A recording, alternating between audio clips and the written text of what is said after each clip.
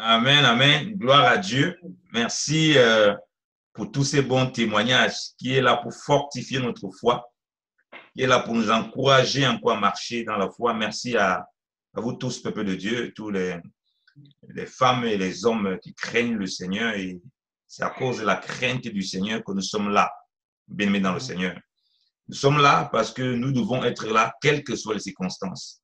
Les circonstances et les difficultés que vive le monde, dans lequel on se trouve actuellement dans le monde, ne doivent pas changer, ne doivent pas altérer notre unité dans l'esprit, notre communion fraternelle, parce que nous sommes d'abord un corps, et un corps uni, c'est par l'esprit.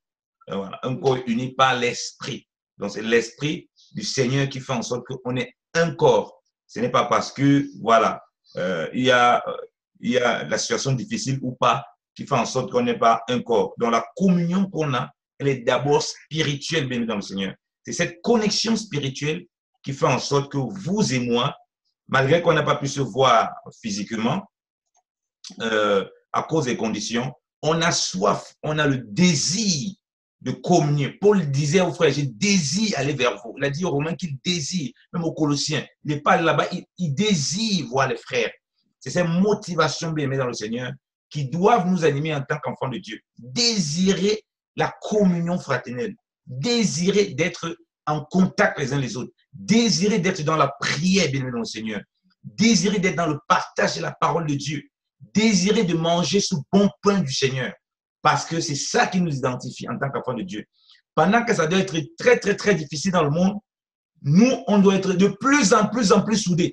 Alléluia. Et c'est ça que nous ne comprenons pas généralement. Pendant que c'est encore plus difficile dans le monde, nous, ça ne doit pas être plus difficile pour nous d'être dans la communion. Ça doit être encore plus facile pour nous de nous enfoncer davantage dans cette communion pour se tenir et pour ne pas relâcher.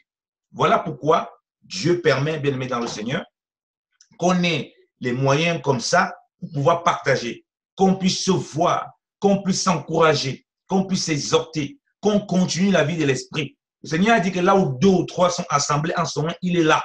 Donc la présence du Seigneur ici, ce n'est pas dû au fait que on se soit vu physiquement ou virtuellement. Sa présence est là du fait que là où 2 ou 3, nos cœurs sont ensemblés ici à cause du nom de Jésus-Christ. Alléluia.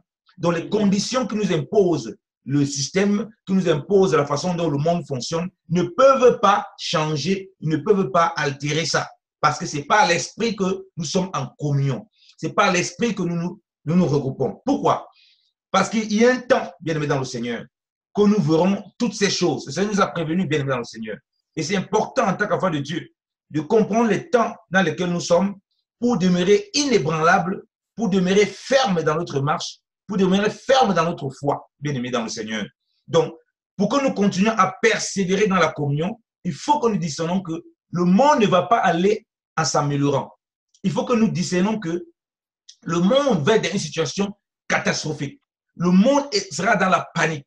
Le Seigneur nous a prévenu ces choses. Il a dit, afin que nos cœurs ne soient pas troublés, afin que nos cœurs ne se détournent pas de lui, afin que nous ayons toujours les yeux fixés sur Christ, le chef et le consommateur de la foi.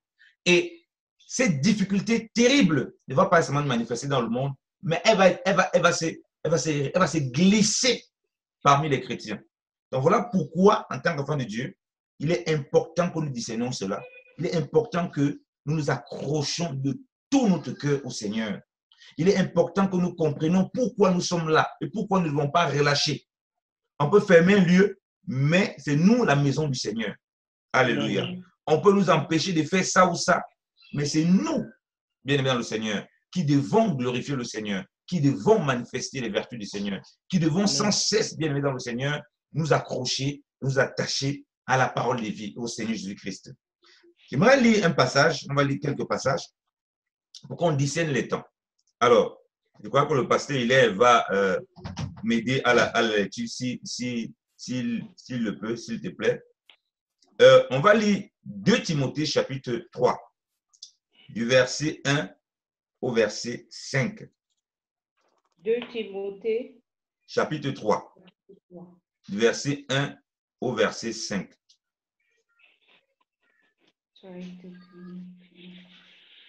2 Timothée 3, 1 à 5. Je lis la parole du Seigneur. Sache que dans les derniers jours, il y aura des temps difficiles, car les hommes seront égoïstes, amis de l'argent, fanfarons, hautains, blasphémateurs, rebelles à leurs parents, ingrats, irréligieux, insensibles, déloyaux, calomniateurs, intempérants, cruels, ennemis des gens de bien, traîtres, emportés, enflés d'orgueil, aimant le plaisir plus que Dieu, ayant l'apparence de la piété, mais reniant ce qui en fait la force. Éloigne-toi de ces gens-là. Amen. Amen. Amen. Papa, tu peux lire maintenant 2 Timothée, toujours chapitre 4, du verset 1 au verset 5, s'il te plaît. 2 Timothée 4, Oui, 1 à 5. 1 à 5. 2 Timothée 4, 1 à 5. Je t'en conjure devant Dieu et devant Jésus-Christ, qui doit juger les vivants et les morts, et au nom de son apparition et de son royaume. Prêche la parole, insiste en toute occasion, favorable ou non, reprend, censure, exhorte avec toute douceur et en instruisant.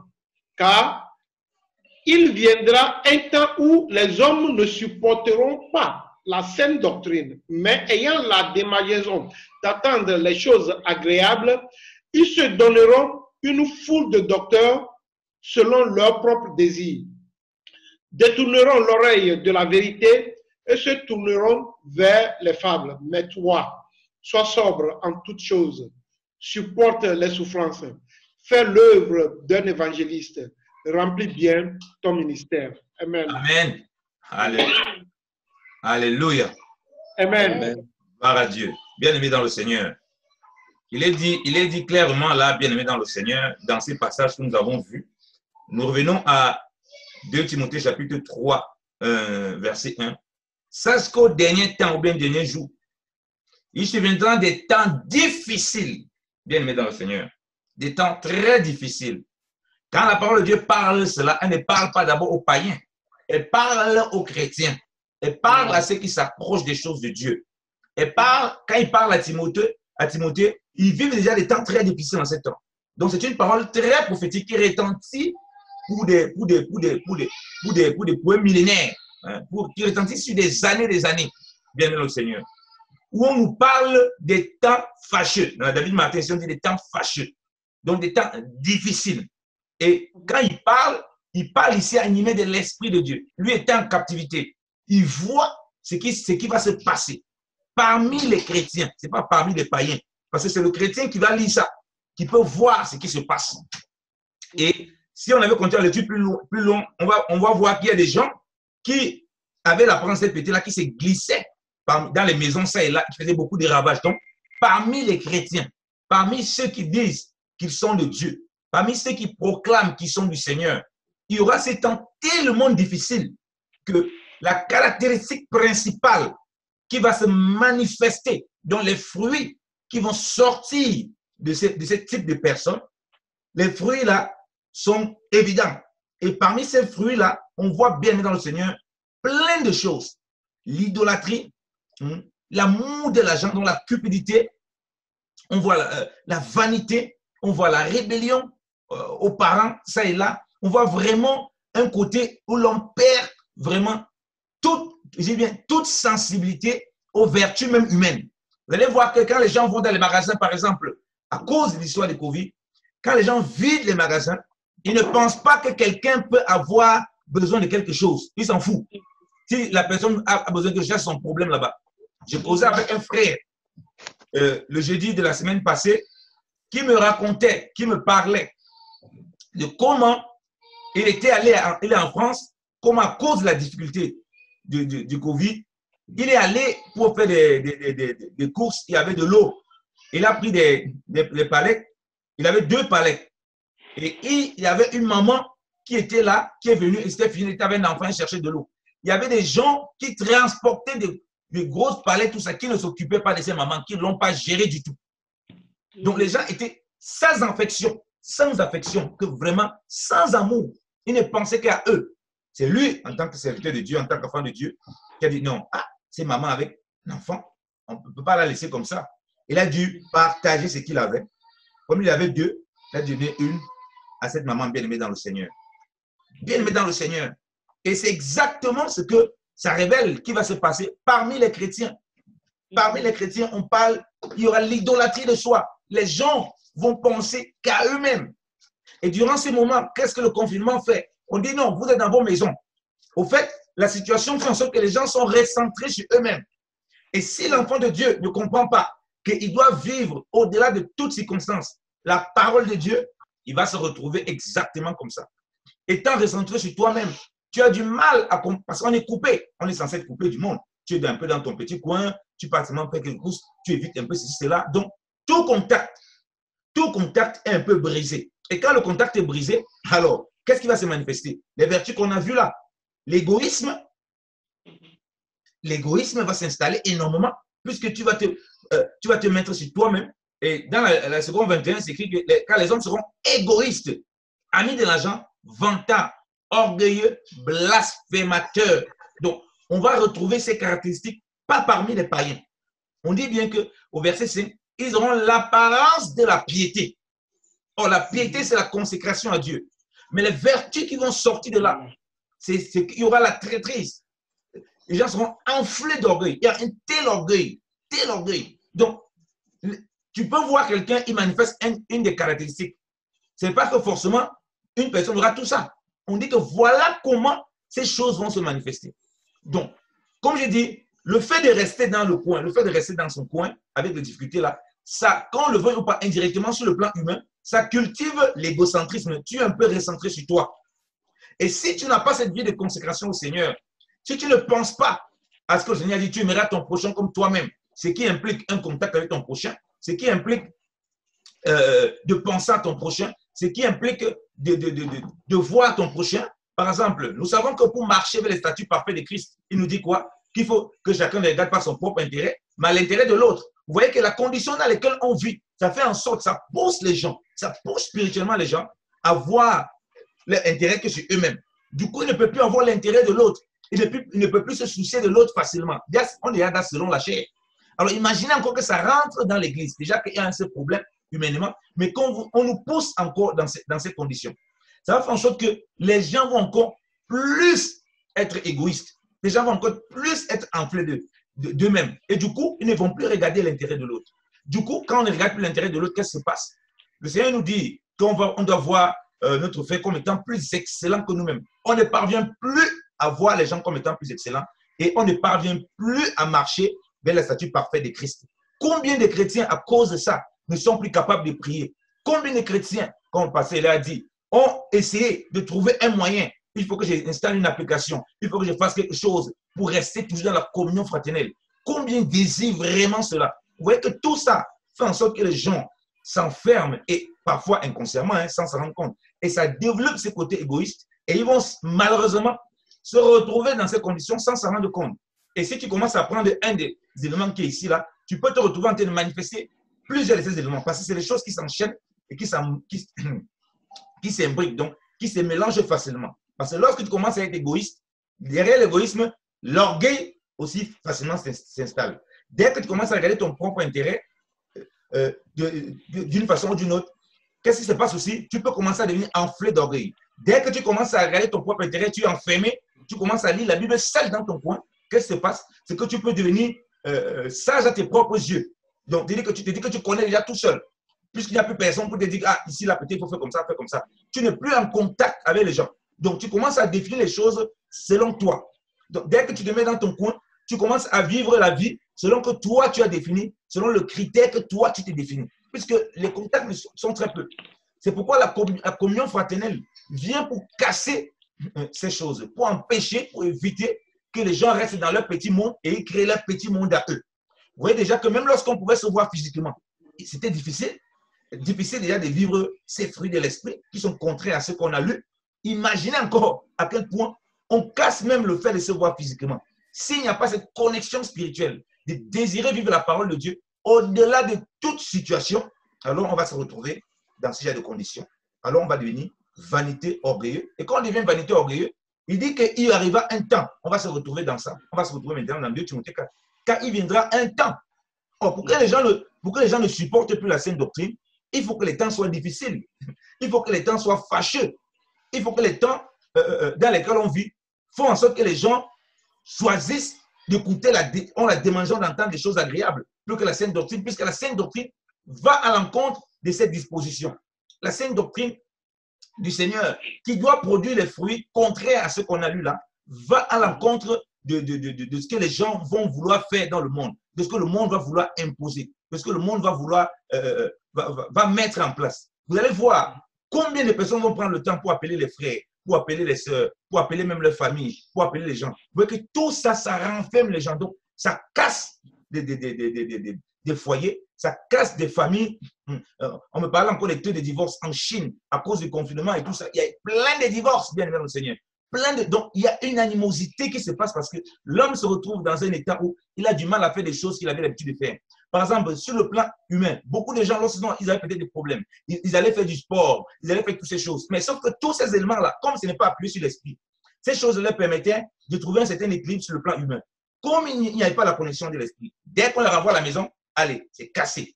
Beaucoup de personnes, par exemple, ils n'étaient pas mariés, ils n'avaient pas mis leur vie en règle devant le Seigneur. Ils avaient l'intention de se marier. Dès que le confinement est arrivé, qu'est-ce qui se passe? Ils commencent à vivre dans l'impurité. Ils commencent à vivre, et quand ils vivent dans l'impurité, il est installé là. Du coup, s'il est installé là avec le confinement, il ne va même pas sortir de là facilement. S'il entend un message de la repentance, un message qui lui demande que tu ne peux pas vivre dans le péché, il faut que tu mettes ta vie en règle, il ne peut pas supporter parce qu'il va dire non, il y a confinement. Il va couper ça, il dit je ne veux plus écouter ces messages. S'il avait un problème avec son frère qui habite à des kilomètres, qui n'habite même pas des kilomètres, qui est à côté, mais parce qu'on a mis une règle difficile où il ne faut pas s'approcher, quand il va écouter le message de la réconciliation, de pardonner à son frère, il va dire que non, il est loin. Vraiment, moi, on a dit qu'il ne faut pas les contacts et tout. Il trouve des moyens pour ne pas aller vers son frère, pour se réconcilier. Donc, les raisonnements vont s'installer. Et c'est pourquoi le Seigneur dit, par la bouche de Paul, qu'il faut prêcher. Donc, le temps où c'est difficile, Dieu précise plusieurs caractéristiques. Il dit, il faut répondre, il faut censurer, il faut exhorter avec toute douceur et avec doctrine ou bien avec enseignement. Je suis en train de lire le verset 2. Il dit, il faut prêcher la parole. Vous voyez, donc, on prêche la parole, on reprend, on censure, on exhorte avec douceur dans l'enseignement du Seigneur. Donc, ceci, comme je dis de façon générale, ça c'est pour le ministre. Mais de façon spécifique, ça c'est pour le ministre, ça c'est pour les serviteurs de Dieu, les pasteurs, les anciens, tout ce que Dieu a établi en autorité pour apporter sa parole. Vous voyez? Mais de façon générale, ça concerne les chrétiens parce que tu vas te retrouver dans les conditions où les gens ne supporteront plus la saine doctrine. Les gens ne supporteront plus cette vie du Seigneur, cette consécration au Seigneur. Comme j'ai pris ces exemples où il y a la réconciliation, ben à cause de l'histoire, tu dis Covid, machin, tu es dans ton coin.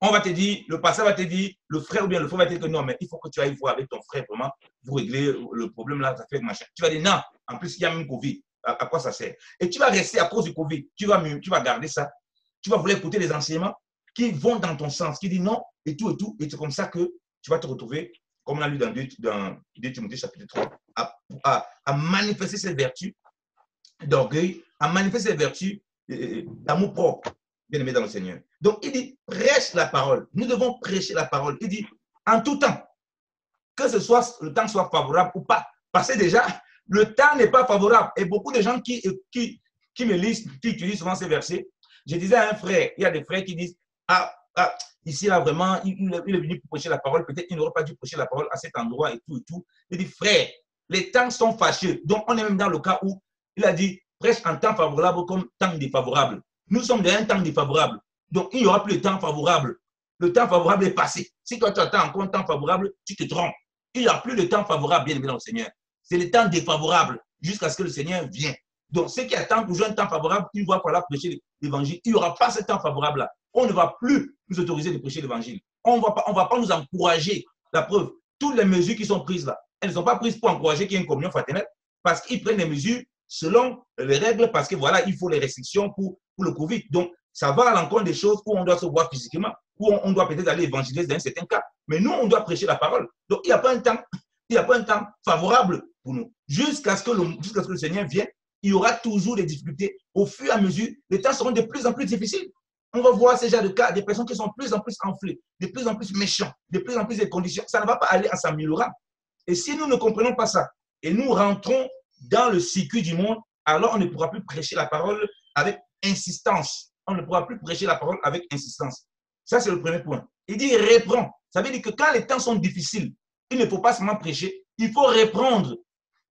Il faut reprendre les choses qui ne sont pas droites devant le Seigneur, parmi les saints. Parce que le temps difficile va faire en sorte que les gens veulent s'installer dans ces conditions. Les gens veulent s'installer dans le mal. Les gens veulent s'installer dans le péché. Les gens veulent s'installer dans l'orgueil. Les gens veulent s'installer dans le mépris. Les gens veulent s'installer dans la rébellion. Les gens veulent s'installer dans la traîtrise au milieu de l'Église. Les gens veulent s'installer dans toutes les choses qui ne glorifient pas le Seigneur, bien, comme on a lu. Les gens veulent s'installer dans l'égoïsme.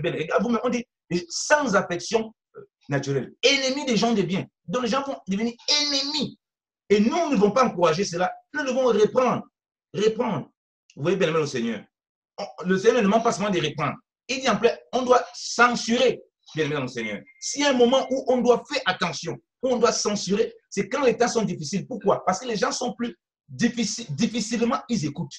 Difficilement, ils écoutent. Et la Bible précise bien. Pourquoi? Parce que les gens ne supporteront plus la saine doctrine.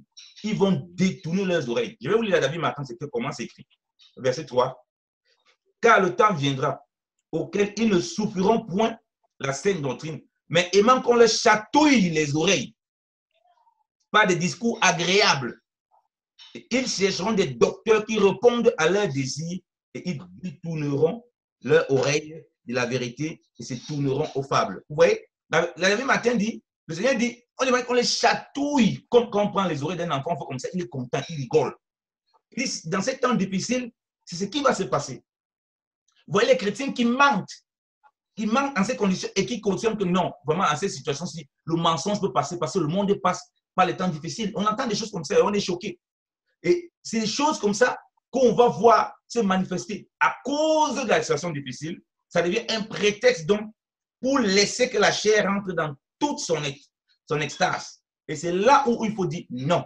C'est là où il faut vraiment être dans ces conditions. On dit non. Ça doit être censuré. Le mal ne doit pas appeler bien. Esaïe nous dit, malheur à celui qui appelle le mal bien, qui appelle les ténèbres la lumière. Donc, on ne peut pas appeler les ténèbres lumière, ni la lumière ténèbres. Et s'il y a bien un temps, comme je dis, dans lequel on doit insister, c'est dans ces moments où nous traversons toutes ces situations, bien-aimés dans le Seigneur. Et dans ces moments, vous allez voir, nous sommes là, non? Nous sommes là comme ça, réunis. Vous allez voir des chrétiens de plus en plus avares et cupides. Donc, ils sont dans ces conditions. Et comme ils avaient l'habitude de donner le foi en quand on se réunissait, dès qu'on est dans ces conditions-ci, personne ne pense plus comment on peut faire pour toujours alimenter l'œuvre du Seigneur, pour qu'on ait des trucs à disposition, parce que l'œuvre du Seigneur continue. Il y a des orphelins, il y a des veuves, il y a des situations difficiles, il y a des programmes qu'on peut faire même dans ces conditions et qu'on pourra faire lorsqu'on nous permettra d'avoir un temps, par la grâce du Seigneur, un meilleur temps. Vous voyez par exemple une disposition meilleure, qu'il n'y a plus peut-être ce coronavirus, tout ça. Mais vous voyez, les gens, ils ne vont pas penser. Ils ne vont pas penser à ça. Ça ne les préoccupe pas. Mais c'est quand il vient, là, physiquement, bon, là, physiquement, il se rappelle qu'il faut donner le franc. Vous voyez que parfois, ce n'est pas exprès. Parfois, ce n'est pas exprès. Mais d'autres fois, c'est parce que les gens, ça les arrange. Ils vont rester chez eux. De toute façon, c'est bien, il n'y aura plus vraiment un temps, on va un peu se reposer. Ouf, les offrandes et l'argent qu'on apportait à l'église, vraiment, Dieu, c'est, ah Seigneur, vraiment, gloire à toi. Tu as permis vraiment que c'était très difficile, Seigneur. Pour donner vraiment 10 francs, pour donner vraiment 20 francs à l'assemblée, je souffrais beaucoup. Maintenant, vraiment, toi-même, tu vois la situation, c'est difficile. Bien aimé dans le Seigneur, la situation difficile ne peut pas nous empêcher d'obéir à la parole. On a dit que les gens étaient avares. Examinons-nous. Depuis qu'on est dans ce Covid-là, vous et moi, combien de fois avons-nous contribué à l'œuvre du Seigneur? Combien de fois avons-nous partagé à notre assemblée? Combien de fois avons-nous pensé que, ah, peut-être c'est un moyen même, peut-être qu'on n'a pas accès à la salle. C'est un moyen pour nous, en tant qu'enfants de Dieu, de mettre peut-être l'argent de côté. Si jamais la salle n'est pas payée, ça veut dire qu'on dit que bon, on ne paye pas la salle en ce moment, que l'argent là pourrait servir plus tard à ce qu'on fasse plein de choses pour l'œuvre du Seigneur. Est-ce qu'on peut se poser la question? Voilà la situation difficile. Peut-être qu'il y a des bien-aimés qui peuvent souffrir de ça. du Covid et qui n'ont pas assez de moyens, notamment dans les pays et tout et tout. Il y a des bien-aimés qui peuvent avoir des difficultés financières, bien-aimés dans le Seigneur, qui peuvent avoir des difficultés et qui ont du mal à joindre les deux bouts. Est-ce qu'on s'est dit que, on peut penser plus à cotiser même ces 500 francs comme ça pour partager parce que nous, on ne doit pas changer. S'il y a les conditions que le monde vit, le temps est difficile, nous ne devons pas être difficiles. Nous devons être vraiment dans l'application de cette parole. J'ai dit, mon frère, depuis qu'on rentre en confinement, bien aimé au Seigneur, examinons-nous chacun. Combien de fois, combien d'états as-tu pensé à mettre à part? Comme je dis, ce n'est pas la quantité, c'est dit le fait que tu as dit, je résous vraiment, ce n'est pas parce qu'on ne se voit pas. Je parle pour mon cas, je ne cesse pas de le faire parce qu'il faut prêcher par l'exemple. Moi, tous les fins du mois, par mon compte, il y a un montant qui est débité pour l'Assemblée des Bâles. J'ai pris l'habitude de le faire depuis que je suis à Bâle, depuis qu'on m'a donné le compte, il y a ça. Ça, c'est indépendamment si je viens à Bâle ou pas. Donc, du coup, ça ne dépend pas. Vous voyez que manifester ce que Dieu me demande de manifester pour l'œuvre de Dieu, pour l'église de Dieu, pour la maison de Dieu. Je sais que c'est pour le Seigneur. Donc, ça ne dépend pas si on se réunit ou si on ne se réunit pas physiquement ou pas. Parce que je sais que notre connexion est spirituelle. Il y a beaucoup de situations qu'on veut faire, qu'on veut régler. Mais si nous-mêmes nous sommes trouvés comme ces personnes dans ces temps difficiles, pour nous dire que nous sommes en train d'écouter la parole, la bonne parole, est-ce que c'est que je suis en train de dire là, ça nous chatouille l'oreille ou bien ça nous amène ça nous reprend, ça nous censure, ça nous exhorte avec douceur pour nous amener à la vérité ou bien ça nous encourage dans le mal à rester à la dire, mais de toute façon, chacun est chez lui. Ah, chérie, vraiment, c'est les bonnes conditions. Ah, on a vu un rendez-vous avec le pasteur Jean-Marie, le pasteur Hilaire, vraiment, il devait résoudre un problème là. Restons comme ça là, vraiment, n'allons plus là-bas. Le couple là va encore attendre. Le prochain rendez-vous, comme on ne peut pas se voir, le prochain rendez-vous, c'est telle date. Vous voyez même des frères et sœurs qui ont des problèmes en ce temps-ci. Certains disent que non, moi je ne veux pas qu'on résout sur le téléphone, il faut qu'on se voie physiquement. On dit frère, tu vas te voir physiquement avec la personne comment? Voilà la situation qu'on dit que les conditions sont compliquées. Donc on dit qu'il faut qu'on s'appelle, il faut qu'on se voie et comme là on se voit. Le fait dit non, moi je ne veux pas dire qu'on fait comme ça là, je veux qu'on se voie. Frère, ça c'est déjà des conditions terribles pour nous dans la communion fraternelle. Donc, nous voyons ça, nous croyons que ça concerne les autres. Comme dit, ça nous concerne premièrement.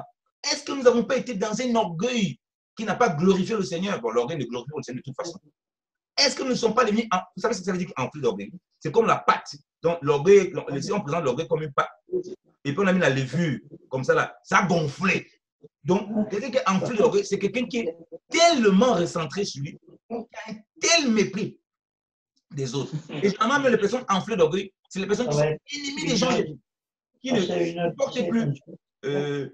ne supportent plus toute forme de contradiction, qui ne supportent pas, bien aimé le Seigneur, qu'on leur donne un avis contraire, qui ne sont pas prêts un seul instant à s'humilier. Parce que nous, en tant qu'humains, de temps en temps, l'orgueil peut venir s'installer, mais la différence, c'est qu'on a le Seigneur et qu'on marche, quand on crée le brisement, on va se rabaisser. Mais quelqu'un qui est enflé d'orgueil, non, il n'est pas question même qu'il descend au niveau de orgueilleux. Il doit rester au niveau de l'enflement d'orgueil. Et de telles personnes, comme je dis, tout peut être lié. La cupidité peut se lier à lui, l'impureté peut se lier à lui, toutes sortes de péchés peut se lier à lui. Bien aimé dans le Seigneur. Tout ce qu'on a peut se lier à lui, parce que l'enflement d'orgueil est grave. Ça nous met vraiment un stade où on ressemble à Satan. Et dans la seconde 21, c'est écrit, je vais le lire en ligne, il dit que les hommes seront au verset 4 là, de 2 Timothée chapitre 3, je reviens à 2 Timothée chapitre 3, il dit au verset 4, les gens sont très emportés, aveuglés par l'orgueil. C'est qui est écrit enflé d'orgueil. Il dit aveuglés par l'orgueil, bien aimé dans le Seigneur. Aveuglés par l'orgueil.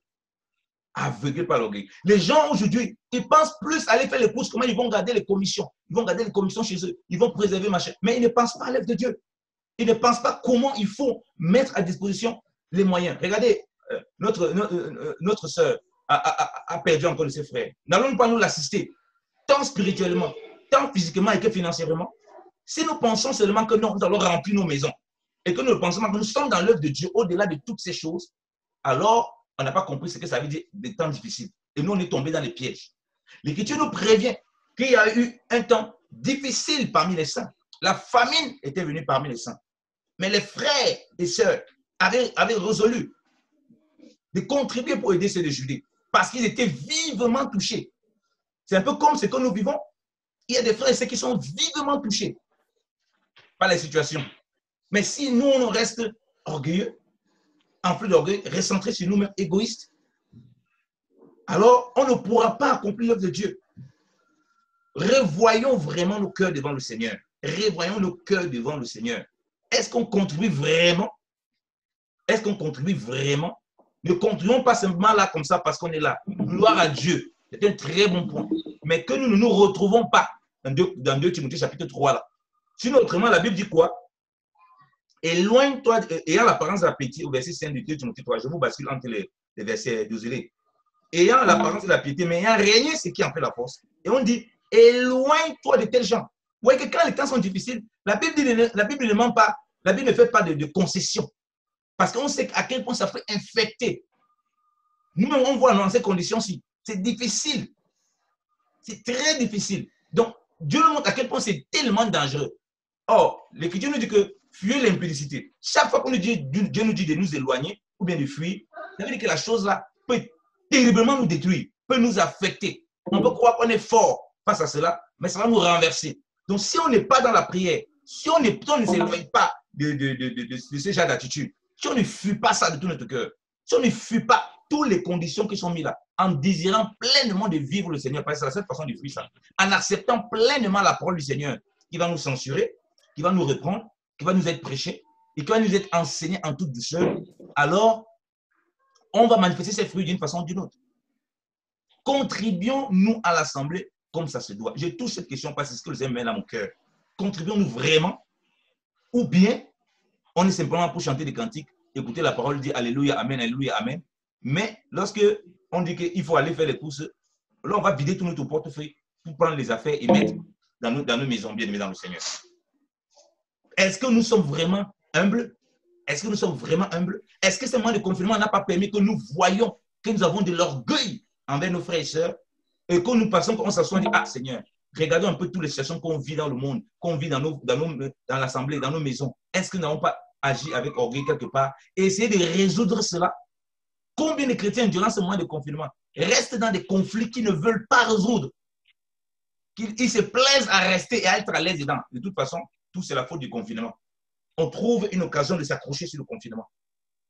Combien de personnes bien aimées dans le Seigneur? Est-ce ton cas, mon frère? Est-ce ton cas, ma soeur? Est-ce notre cas bien aimé dans le Seigneur? Sinon, nous nous retrouvons dans ce cas. Parce que nous sommes dans les temps fâcheux. Est-ce que nous voulons veiller? Est-ce que nous voulons écouter des fables? Mais regardez comment, bien aimé dans le Seigneur, vous savez, on dit qu'ils vont se tourner je remonte encore dans 2 Timothée chapitre 4. Excusez-moi de vous amener ça et là, dans ces versets. Au verset 4, il dit, ils détourneront leur oreille de la vérité et se tourneront aux fables. Donc, on ne va pas seulement se détourner de la vérité. Nous, on ne va pas seulement se détourner de la vérité. On dit, on va s'attacher aux fables. Donc, on aime qu'on nous chatouille les oreilles, mais on s'attache aux fables en se détournant l'oreille. Et une des grandes fables que les chrétiens écoutent maintenant, les gens laissent la télévision 24/24 pour entendre ce que les gens disent là-bas sur la situation de Covid et tout, la situation difficile qu'on vit. Frère, en ces temps-là,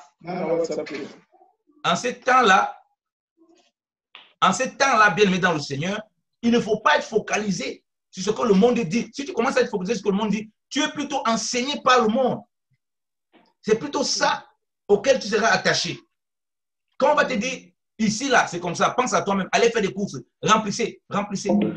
Depuis quand on a dit aux gens, allez faire des courses, partagez vraiment, si les uns les autres n'ont pas vraiment, voyez comment on peut apporter l'équilibre. Vous avez vu les magasins, on a dit un seul moment, on va ouvrir le magasin, on va essayer de regarder par famille pour voir comment, et tout. Il n'y a pas ça du tout. Pour voir comment les choses vont être distribuées. Il n'y a pas d'équité. Il n'y a pas d'équité du tout. Et quand on va donc se remplir des enseignements que le monde veut nous donner, alors, il n'y aura plus la place pour la parole de Dieu. Elle va devenir très difficile pour nous à obéir. Parce qu'on sera attaché aux fables. Parce qu'on sera attaché aux choses qui ne donnent pas gloire à Dieu. Parce qu'on sera attaché à des principes qui ne glorifient pas le Seigneur. On est dans une condition comme ça. Par exemple, la situation difficile. On voit bien que c'est difficile. Alors que ça nous interpelle, par exemple, sur un péché dans lequel on s'est établi. On dit, oh, la situation est venue, donc papa il est, ne peut même plus me voir. Le pasteur Jean-Marie, le pasteur il est, vraiment, les frères et sœurs, maman, c'est telle personne ne peut même plus voir. Donc moi, je peux m'installer dans mon péché tranquillement. Je peux me rester chez moi. Je mets ma télévision, je prends mon téléphone, je regarde toutes mes impuretés que je veux.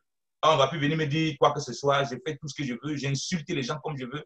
Je parle comme je veux. Personne ne peut aller voir mon passé. Il va même le voir où? Personne ne peut aller voir les responsables, les anciens de l'Assemblée. Ils vont me voir où? Je peux me comporter comme je veux. Et je vous dis, nous, on vit ça. On se comporte comme on veut, sous prétexte qu'on est dans son coin. On est sorti du péché. Les temps difficiles doivent vous interpeller pour qu'on examine nos voies, pour qu'on examine notre chemin. Comment se fait-il que toi, tu restes, tu demeures dans le péché? Dieu, là, c'est naturel pour toi. Tu es à l'aise dedans. Tu n'es pas marié avec quelqu'un. Mais tu dors quand même, tu es à l'aise, mais tu te lèves, tu pries tous les jours. Frère, tu pries tous les jours. Ah non, c'est Covid, vraiment, les situations sont un peu difficiles. Si les situations sont difficiles, toi, tu dois marcher dans la crainte de Dieu. Parce que si tu ne marches pas dans la crainte de Dieu, demain, Dieu va te donner des comptes. Bien-aimé au Seigneur. Amen. Si tu ne marches pas dans la crainte de Dieu, Dieu ne va pas apprécier. Combien de personnes sont devenues encore de plus en plus idolâtres, frère? Très idolâtres. Aujourd'hui, maintenant, beaucoup de gens, on est rentrés à la maison. Ils ont envahi les réseaux sociaux, non pas pour témoigner de Jésus-Christ. Les gens maintenant montrent plus leurs vêtements, leurs sacs, comment ils sont beaux, comment ils sont jolis. Comment les chrétiens maintenant, ils ont rempli les réseaux sociaux. Ils ont rempli donc le temps qu'ils avaient pour partager à l'Assemblée physiquement. Ils ont converti ce temps-là en temps des réseaux sociaux quand ils sont dans les maisons et tout, passer les récessions. Il faut convertir ce temps en temps des réseaux sociaux pour marcher dans la crainte de Dieu, pas pour se faire voir. Pour marcher dans les voies du Seigneur. C'est un temps où on doit interpeller nos frères et sœurs qui sont dans les réseaux que, hé frère, les temps difficiles là sont là pour nous apprendre que le Seigneur revient bientôt. Mettons nos voies droit devant le Seigneur. Et non nous rentrer dans ce schéma où on commence aussi à s'afficher partout, à se montrer partout, on ne témoigne même pas de Christ. C'est un temps où on comprend que nous, on doit témoigner. Si les temps sont difficiles, on a dit prêche en tout temps, favorable ou pas. Donc si le temps est défavorable, comme maintenant, raison de plus pour prêcher. Raison de plus pour témoigner. Sinon, bien aimé dans le Seigneur, on détournera nos oreilles de la vérité. Avons-nous détourné nos oreilles de la vérité, peuple de Dieu? Et comment ne pas détourner nos oreilles de la vérité? Si nous ne demeurons pas dans cette communion fraternelle, dans le jeûne et la prière. Regardez, vous-même, si on est soucieux du fonctionnement de l'Église, je prends le cas typique, l'Assemblée de Bâle, bien aimé dans le Seigneur. Si on est vraiment soucieux, qui s'est inquiété que depuis là, on a pu faire des veillées? Qui s'est soucié?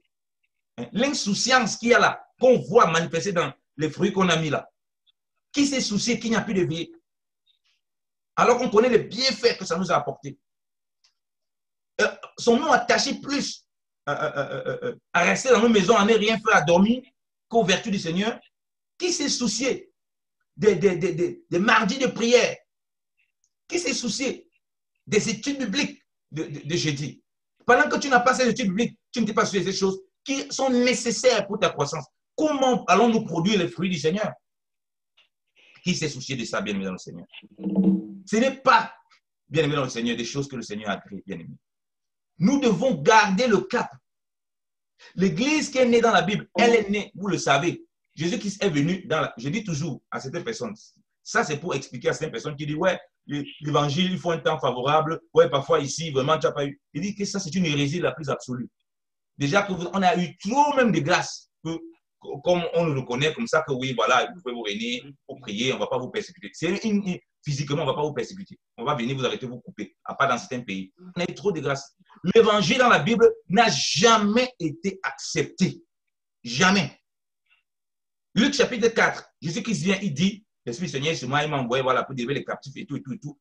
On veut le pousser à la falaise, on veut le jeter. Que non, toi, tu n'as rien à faire ici. On l'a rejeté.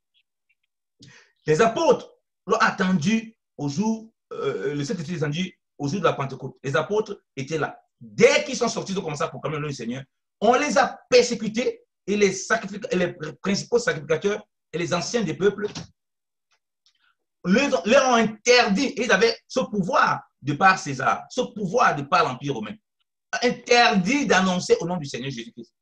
Ce n'est pas les interdictions à côté, en les fouettant, bien aimé dans le Seigneur, en les fouettant. Mais nous avons l'occasion de pouvoir nous réunir, nous avons les moyens technologiques de pouvoir prier, de pouvoir veiller, bien aimé dans le Seigneur.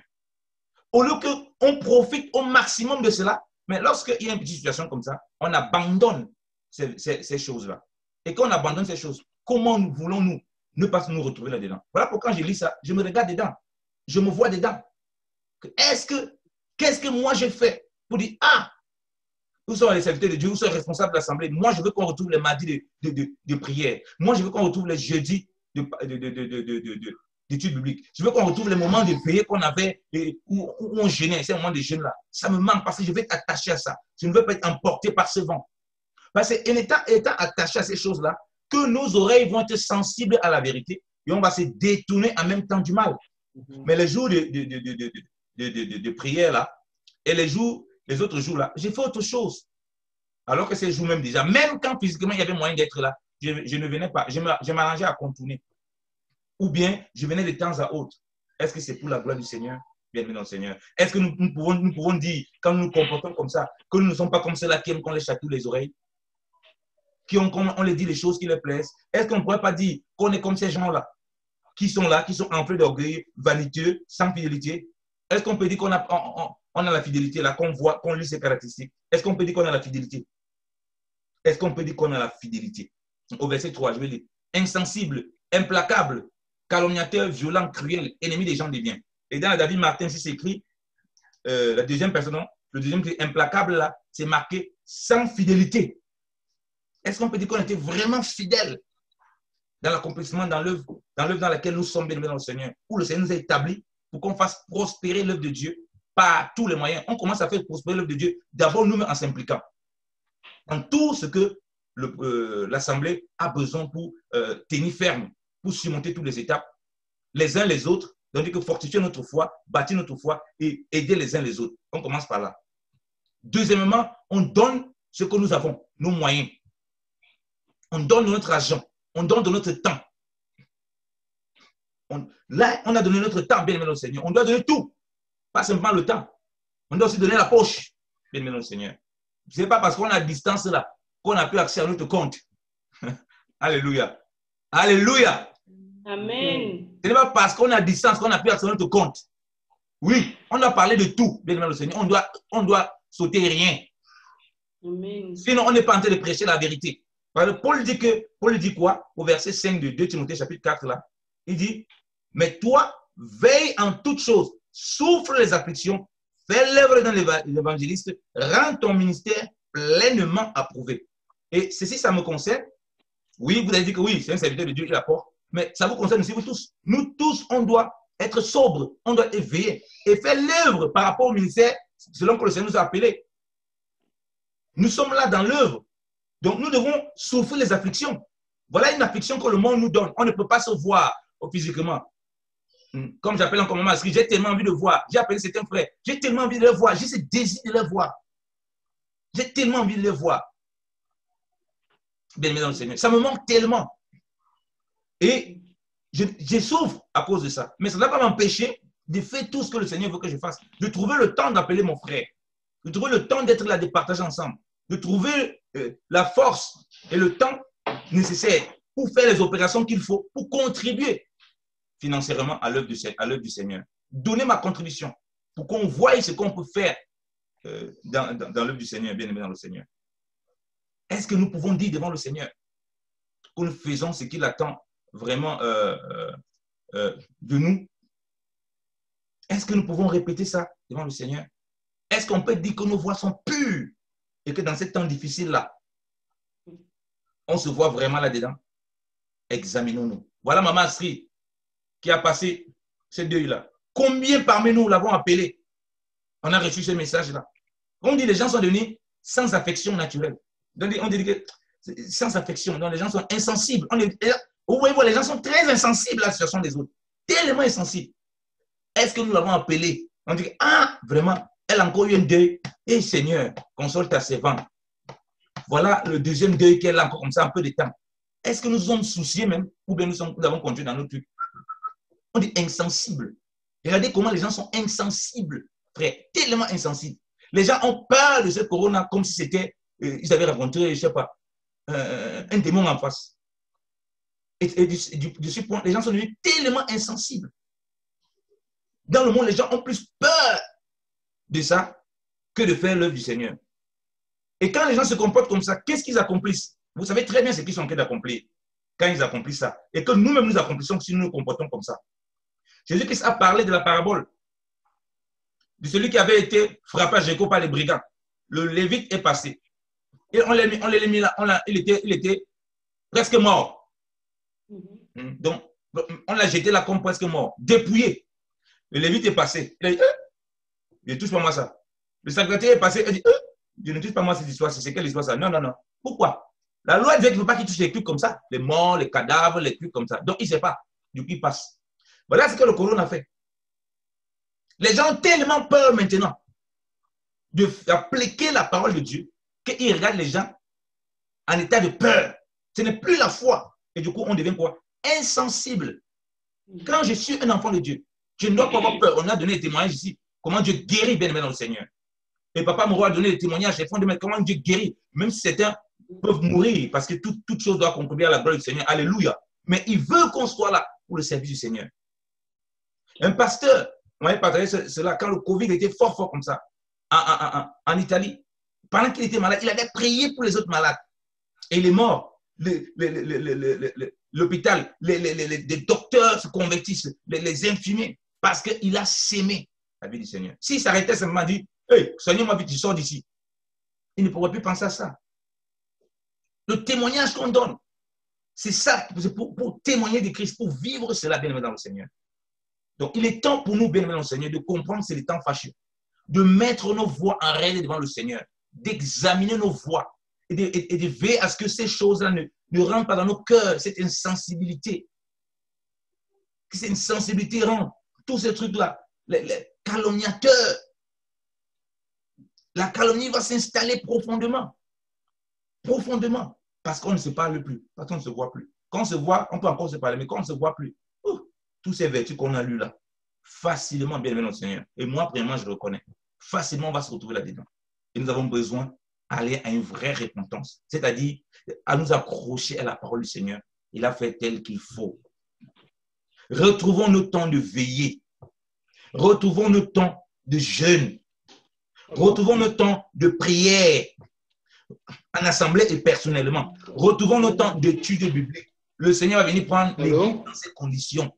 Il ne va pas venir prendre l'église autrement. Si nous ne sommes pas dans ces conditions, alors est-ce que nous appartenons vraiment au Seigneur? Est-ce qu'on l'attend vraiment? Qui parmi vous, qui parmi nous, lorsqu'il attend un invité dans sa maison, il laisse sa maison sale? Qui parmi nous laisse sa maison sale bouleversée comme ça alors qu'il attend un invité? Personne ne fait ça. Quand tu entends un invité, il est en train de venir. Papa, ma chère. Même quand tu entends ton mari, parfois les femmes, elles ont préparé, elles veulent surprendre le mari, faire un dîner aux chandelles. Est-ce que c'est dans la saleté? Non, mon chéri, il faut que tu prépares un bon plat là. Donc, elle range bien la maison et tout et tout. Si l'enfant vient peut-être bouleverser, Axel, qui t'a demandé de bouger la table ici comme ça, tu vas venir gâcher mes petits plans que j'étais en train de faire là. Il faut que quand papa il vient là, il voit que maman a bien préparé son plat. Il rentre comme le roi. C'est comme ça que Christ va revenir prendre l'église comme le roi. Voir que tout est rangé, tout est propre. Mais comme on ne sait pas quand il vient, on ne va pas attendre que, apparemment Jésus, il a un niveau du ciel là, il n'est pas encore à une bonne hauteur pour nous prendre. Donc on peut encore avoir le temps. Ce n'est pas ça, bien aimé dans le Seigneur. Si on ne règle pas maintenant, on va être surpris. Pourquoi? Parce que ces conditions-ci, la Bible dit qu'il faut s'en éloigner. C'est-à-dire que lorsqu'on sera dans ce sommeil, on ne va pas se rendre compte de ça. C'est-à-dire que ça sera tellement ancré sur nous. On va être à l'aise dans le mal. On va être à l'aise dans les sensibilités. Parce que comme j'ai dit, la condition mondiale, les circonstances vont encourager à le faire et ce sera normal. Bien aimé notre Seigneur, mais pour nous en tant qu'enfants de Dieu, ça ne doit pas être le cas. Ça ne doit pas être le cas. Ça ne doit pas être le cas. Je voulais finir cette parole en revenant sur 1 Timothée chapitre, on va seulement lire ça, le pasteur va lire cela, s'il vous plaît. 1 Timothée. 1 Timothée chapitre 1, ce pasteur il peut finir avec cela. Bon, je viens même de penser à quelque chose, peut-être on aurait dû aussi même faire aussi en allemand, bon, je ne sais pas. Bon. Il n'y a pas tout le monde qui comprend le français, ce que Amévon m'avait dit. Bon, c'est pas grave. 1 Timothée chapitre 1, à partir du verset 5. Du verset 5 au verset 6. Au verset? Du verset 1, du verset 5 au verset 6, s'il te plaît. Je lis la parole du Seigneur. 1 Timothée 1, versets 5 à 6. Le but du commandement, c'est une charité venant d'un cœur pur, d'une bonne conscience, d'une foi sincère. Quelques-uns s'étant détournés de ces choses se sont égarés dans de vains discours. Amen. Amen. Le but du commandement, c'est qu'on manifeste une charité procédant par la foi et d'une foi sincère. Vous voyez, procédant d'un quoi? D'un cœur pur. Donc, on ne peut pas parler de charité si ça ne procède pas d'un cœur pur. Nos cœurs doivent être purs devant le Seigneur, d'une bonne conscience, d'une foi sincère. On peut avoir une foi malhonnête. Si la Bible précise qu'il faut avoir une foi sincère, on peut avoir une foi très hypocrite. Ne soyons pas comme cela. Marchons dans cette véritable charité où notre cœur est pur devant le Seigneur. Devant le Seigneur. Et c'est maintenant, ce n'est pas demain. C'est dans ces temps difficiles qu'on doit retrouver cela. Qu'on doit combattre le bon combat de la foi. Être fixé sur Christ pour le désirer pleinement de vivre tout ce que nous avons partagé, qui manifeste sa gloire, qui fortifie l'Église localement et de façon générale, et qui nous relève et qui nous fait proclamer le nom du Seigneur. Donc, que le Seigneur nous donne d'avoir un cœur pur, que le Seigneur nous purifie encore, et que vraiment la charité véritable du Seigneur se manifeste au travers de ce cœur pur, d'une bonne conscience, dans une foi sincère, que nous ne nous détournons pas comme les autres. Et si nous sommes détournés, oh Seigneur, qu'il vienne à notre secours et qu'il nous ramène sur le droit chemin, afin que nous ne soyons pas semblables à ceux dont on a défini dans les derniers temps, qui sont vraiment des personnes avec qui il ne faut pas communiquer, il faut s'en éloigner. Afin que, bien aimés dans le Seigneur, nos oreilles ne soient pas dures d'écouter la parole de Dieu, mais qu'on marche dans la pleine lumière du Seigneur. Amen. Que le Seigneur nous bénisse abondamment. Amen. Je laisse la parole. Amen. Amen. Amen. Amen. Amen. Amen. Je veux écouter Amen. les Amen. Amen. Oh. Amen. Amen. On a reçu les chicottes. Que celui qui a l'oreille écoute ce que l'Esprit dit à l'Église. Le Seigneur nous a parlé ce matin. Le Seigneur nous a amenés très loin ce matin. Il a touché tous les petits coins que nous pensons qu'on ne peut pas les toucher.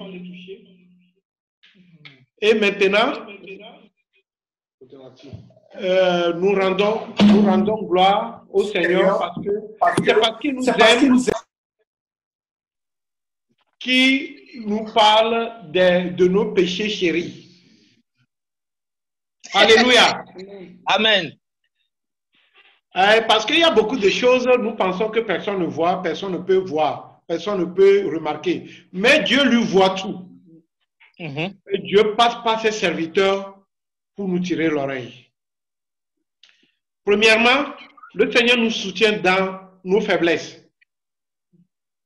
Amen. Amen. Mais le Seigneur ne veut pas que nous demeurons dans la paresse. Parce que la faiblesse n'est pas synonyme de paresse. Nous nous cachons derrière la faiblesse alors que nous sommes paresseux.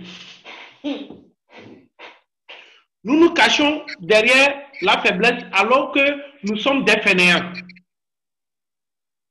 Le Seigneur ne t'épaule pas, ne te soutient pas, ne t'exhorte pas à être fainéant ni paresseux.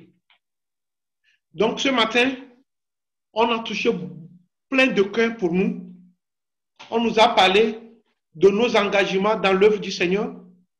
On nous a parlé de la prière, on nous a parlé de la parole, on nous a parlé de la communion fraternelle. On nous a touché la manière dont nous sommes devenus égoïstes, fanfarons. Nous sommes devenus cruels. On ne pense qu'à nous. Nous sommes devenus des vrais paresseux. Mais dans tout ça là, chacun peut se voir. Et chacun peut se repérer. Alléluia. Et ce matin, j'aurais vraiment voulu que tout le monde rentre en lui, selon ce qu'il a compris, de supplier le Seigneur de venir au secours, de pouvoir l'aider à sortir de ses manquements. et à faire autrement. Que ce moment difficile ne soit pas un moment d'égarement. Que ce moment difficile ne soit pas un moment de distraction, mais que ce soit un moment d'attachement à lui, un moment d'intimité avec lui, un moment où plus nous nous rapprochons de lui. Prions au nom de Jésus-Christ. Seigneur notre Dieu, Papa, nous te disons merci. Merci notre Père parce que tu as voulu que Père, le message c'est que tu as permis, Papa, que ce soit pas un message qui passait à mes vies. Je voudrais garder ce message tout les jours dans ma vie ici, à cette heure. Papa, nous avons eu la grâce d'écouter ta voix et nous voulons mettre ta parole en pratique. Là où nous sommes péchés, là où je suis péché, Papa, je demande à toi, puisque je demande pardon devant toi, puisque me donner la force d'abandonner les péchés et de suivre ta direction. Papa, à chaque fois que j'écoute votre message, Papa, il y a quelque chose, les cailles qui tombent dans ma vie. Si ça tombe pas, Papa, il y a quelque chose, ça ne va pas dans ma vie. Mais je m'abandonne tout en te soutenir. Merci pour la parole. Nous avons besoin de toi, Papa. Au nom de Jésus, c'est Dieu. Amen. Ce message puisse, oh Dieu, prendre place dans notre Seigneur de gloire. Nous puissions, oh Dieu, tourner vers Jésus qui peut nous attacher à sa parole et que cette parole vraiment digne de répatance. Merci Seigneur. Merci Dieu. Merci pour tes bienfaits. Seigneur, nous te bénissons ce matin. Nous te glorifions car tu es le Dieu Saint Jésus-Christ qui t'est révélé encore à ton peuple. Tu connais là où nous avons failli. Tu connais là où nous n'arrivons pas. Et tu sais là où nous sommes aussi paresseux. Dans nos paresses, Seigneur Jésus-Christ, nous voulons nous relever. Dans nos faiblesses, nous avons besoin de ton soutien. Et que toi-même, tu puisses nous aider à nous lever du fainéantisme. Parce que jamais tu nous as appelés pour ça. Seigneur, que cette situation, que ce temps difficile ne soit pas une excuse pour nous éloigner de toi. Mais que ce soit une opportunité pour nous approcher de toi. Pour nous attacher à toi. Pour pouvoir dépendre de toi. Pour pouvoir vivre que pour toi, pour pouvoir vivre ta parole dans la charité, dans l'amour du prochain, dans ton œuvre. Oui, comme le message l'a dit, Père, même si nous sommes confinés, même si nous sommes résiliés, s'il y a des mesures qui nous éloignent l'un de l'autre, il y a toujours les orphelins qui sont là, il y a toujours ton œuvre qui continue. On n'a pas arrêté le chrono. Il y a beaucoup que nous devons faire. Il y a les choses qui ne continuent pas à se passer. Et que ces choses ont besoin aussi de nous. Oh Père Céleste, les gens ont besoin de nous. Tu as dit, c'est dans ces derniers moments-là que plusieurs vont abandonner la foi. Oh Père Céleste, que cela ne soit pas le cas de ton peuple, Saint Jésus-Christ. Que cela ne soit pas le cas de ton peuple, Saint Jésus-Christ. Dans ces derniers moments difficiles, dans ces moments cruels, Saint Jésus-Christ, que nous puissions avoir plus de l'amour pour ton œuvre. Que nous puissions plus aimer, Saint Jésus-Christ, de faire ta volonté. Que nous puissions plus dépendre de ta volonté. Que nous puissions plus dépendre de ton commandement. Oh Seigneur Jésus-Christ. Aie pitié de nous. Aie pitié de nous. Aie pitié de nous. Ce qui fait peur, on dit qu'il y a la parole qui chatouille. Oui, Père Céleste, que cette parole ne puisse plus chatouiller, comme si on s'amusait, mais que ça puisse nous rendre conscients du moment que nous vivons, que ça puisse nous conscientiser, que ça puisse nous amener à comprendre, à lire le temps que nous vivons. Oui, la Bible nous dit, nous savons quand il faut pleuvoir, quand il ne va pas pleuvoir, mais vous n'arrivez pas à lire le temps dans lequel vous êtes. Oui, voilà ce que nous sommes en train de vivre ce moment-ci. Seigneur, nous te supplions beaucoup, Père Céleste, à pouvoir vraiment nous conscientiser, à ce que nous puissions nous réveiller de notre profond sommeil. Toi qui as dit, réveille-toi, toi qui dors. Réveille-toi d'entre les morts. Oui, nous voulons nous réveiller d'entre les morts. Parce que le monde est spirituellement mort à cause de ce Covid. Le monde est spirituellement mort à cause de cette situation difficile. Mais c'est là que tu cherches tes siens. C'est là que tu cherches tes enfants. C'est là que tu cherches ceux qui t'aiment. C'est là que tu cherches ceux qui sont pour toi. Oh Père Céleste, je te supplie beaucoup. Aie pitié et aide-nous à nous relever. Aide-nous à nous réveiller.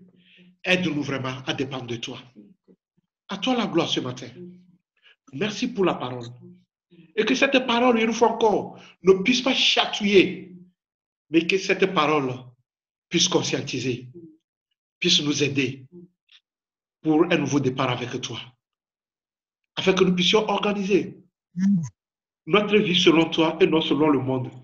Amen. Que nous puissions plus dépendre du courant, du vent qui souffle dans le monde, mais que nous soyons toujours dépendants de toi, Seigneur Jésus. Amen. Béni soit ton nom.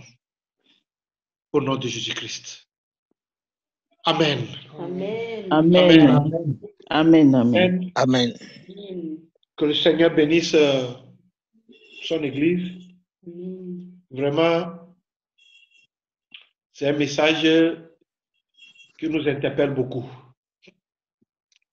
Nous nous sommes éloignés par distraction, consciemment et inconsciemment, à cause de ce vent qui souffle. Mais Dieu, comme Dieu, c'est un Dieu d'amour. Il ne veut pas nous laisser nous perdre. Il a amené sa parole pour nous mettre encore à jour. Ça veut dire que cette parole qui vient de sortir, c'est ce que moi j'appelle update. On nous a update. Nous sommes update. We are updated. So, gloire à Dieu. C'est la mise à jour, voilà en français. Nous sommes mis à jour. Alléluia. Dieu veut nous mettre à jour maintenant. Amen. Il sait que nous nous sommes éloignés, nous nous sommes égarés. Il sait que la distraction est rentrée dedans. Il sait que la paresse est assise dans nos vies maintenant. Maintenant, il veut faire une mise à jour dans notre vie. Et pour cela, nous ne pouvons que lui dire merci. Merci pour la parole. Merci pour tout ce que le Seigneur a fait. Et nous allons demander encore un grand remerciement qui serait prononcé par Maman Alfred dans sa prière pour clôturer la journée, le culte d'aujourd'hui.